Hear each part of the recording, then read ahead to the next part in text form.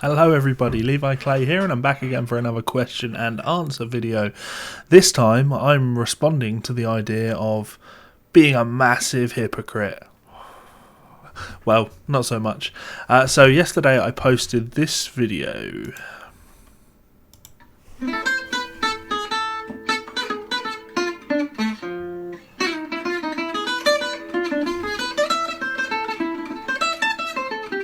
You get the idea.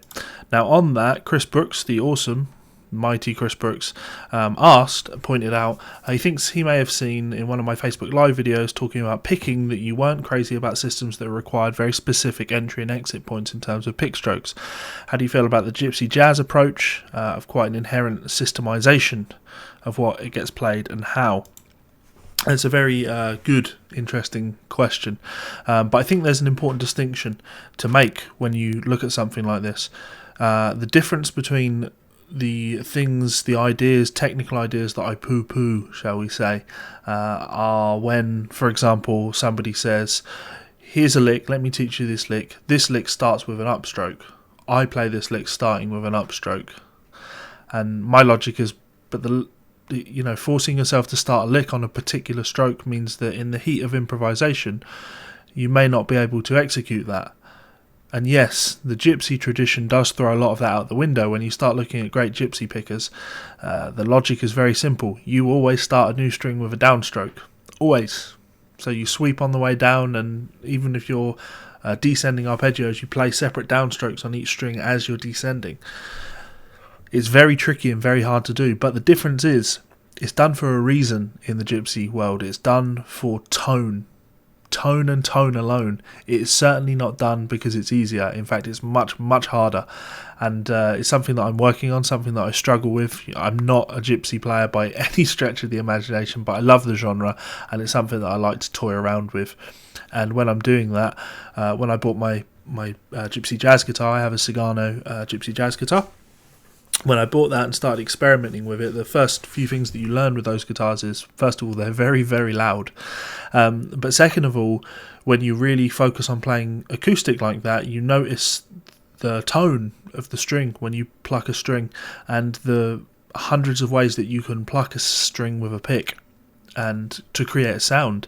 And a massive part of the Gypsy sound is the floating wrist and pushing the pick almost a 45-degree angle in towards the body, so the pick goes through the string in towards the sound hole. And the reason you do that is, well, it gets more bass response from the note, more projection, more volume. It has a totally different sound. That's really all there is to that one. So in the Gypsy world, the reason you're doing it is for tonal reasons. Whereas my logic in the shred world of, I start this lick with an upstroke because it's easier for me, that's a slightly different thing. You're not doing it for tonal reasons, you're doing it because it's easier for you. You're doing it as, shall we maybe say, a shortcut? I mean, it's not quite that. Some things do come easier to some people, and that's not inherently a bad thing. It's just not an approach that I've ever adopted. That being said, I'm not a world-class technician on the instrument, so what do I know? But the principle is essentially that when you talk about the shred world and you're talking about changing pick strokes, the reason that's usually being done is to make the lick easier to play. And I don't think, personally speaking, there's much of a place for that in music, in the long run, of course. If you're a hobbyist, yeah, sure, but if you're a professional, the most important aspect of playing for you should always be tone, sound, how things sound. I'm kind of a die-hard economy picker, that's how I learnt to play, and it's very natural for me to do that. But when it comes to trying to play something like Chromazone by Mike Stern, I can economy pick that, strict economy picking. But it doesn't sound right when you do. The tone is very different when you do that. And again, it's because of the way the strings are being struck. The timing benefits that you get and the way alternate picking articulates notes, the sound that you get from doing that is desirable when you're playing something like Chromazone. Just like when you have the masterful alternate picking of someone like Steve Morse or Andy Wood or Martin Miller.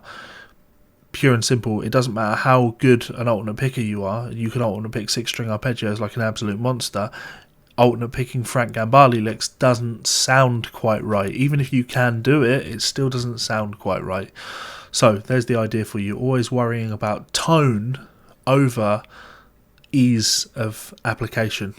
Of course, you want everything to be easy, but my logic is the longer you practice something, the easier it becomes over time. So there you go. There's the answer to that question. Am I a massive hypocrite? Potentially. But there's a justification in my mind. Always worry about your tone, guys.